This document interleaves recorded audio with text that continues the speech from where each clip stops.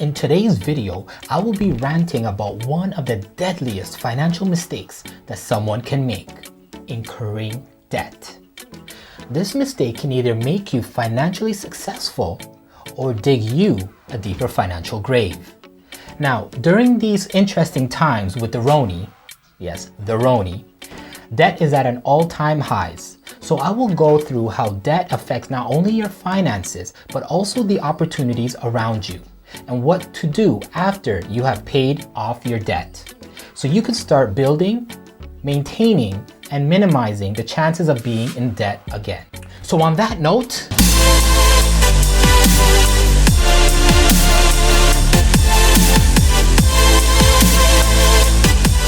hi everyone, and welcome back to another Jacob Rant.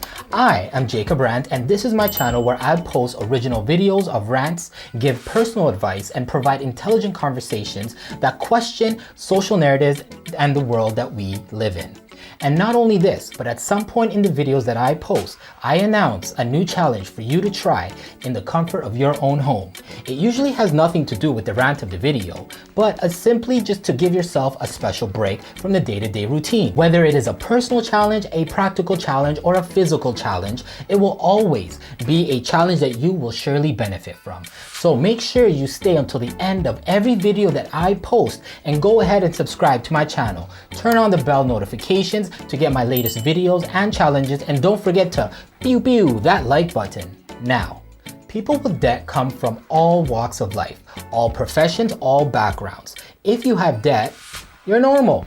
So do not think that you are an outcast for having debt or incurring more debt as we speak. And there are plenty of solutions to any debt-related issues that you have, because it is that common. The more you know about debt and what debt can do, the easier it becomes to face the current debt you have and be aware of future debt that you incur and take control of. Now, the number one question that I always get asked in the topic of debt when I'm, having conversations with my colleagues and friends is, how long will it take to pay off my debt? And by no means can this question be accurately answered. By the way, just a disclaimer, and to put it out there, I am not a financial advisor. So please contact your own certified financial advisor for your own specific financial needs. Okay, so the reason how long will it take to finish paying off my debt cannot be answered accurately, regardless if you're a certified financial advisor or not, is because while you are paying down your current debt, you will be simultaneously incurring more debt. Let me say that again.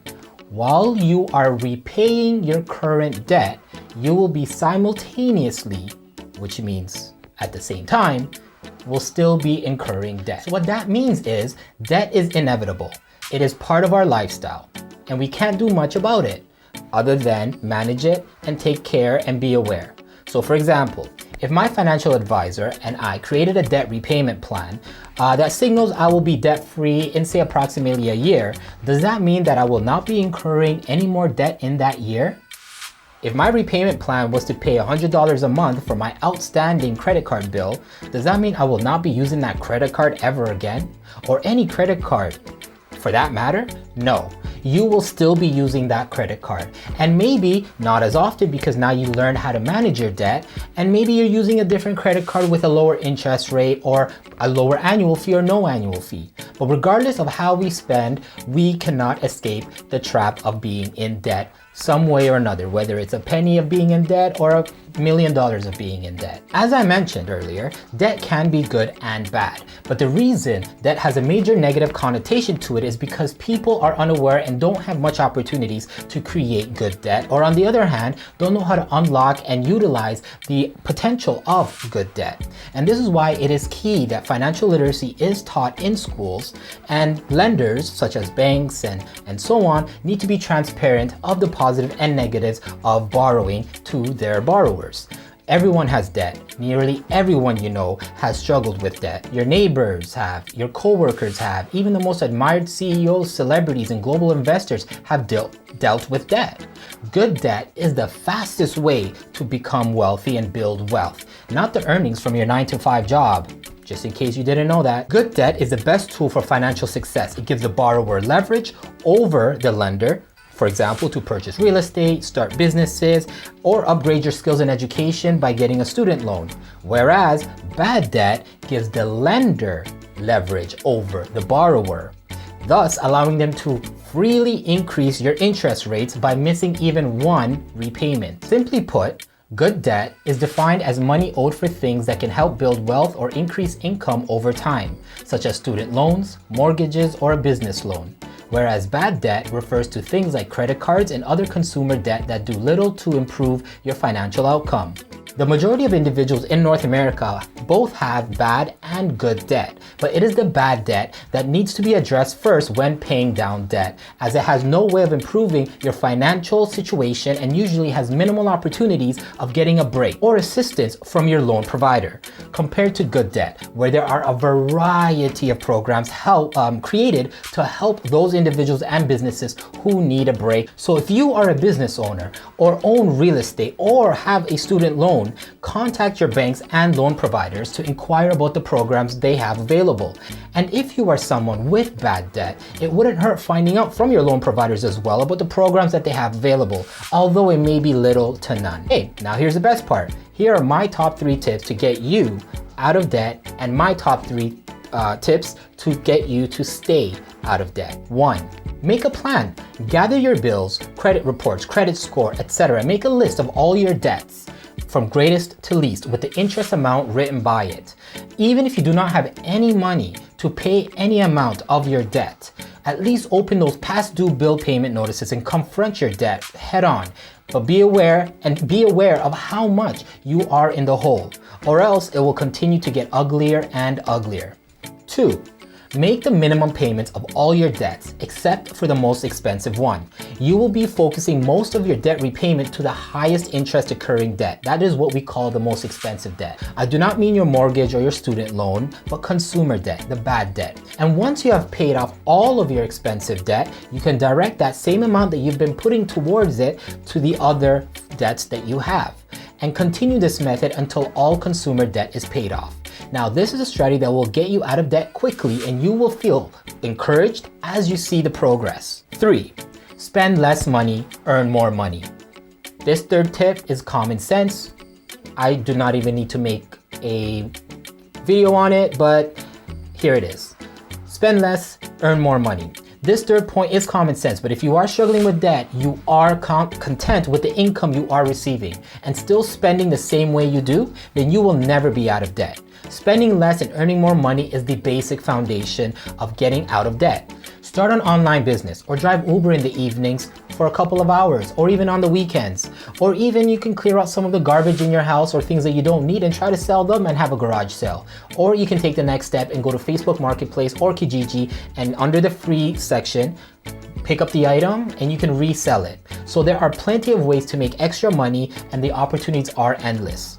And 4, this is a bonus tip, create a spending budget. A good place to start is using the 50-30-20 rule. However, instead of 50% going to living expenses and necessities, and 30% going into wants, and 20% going towards debt and savings, for the sake of getting out of debt faster, there will be sacrifices that you will need to make, especially in the wants category. Instead of 30% dedicated to wants, dedicate 5 to 10% to wants, and put 20 to 25% that is left over into debt repayment. This will definitely be difficult for the majority of you who live a lifestyle to upkeep. However, it is necessary to avoid digging a deeper financial hole and grave for yourself.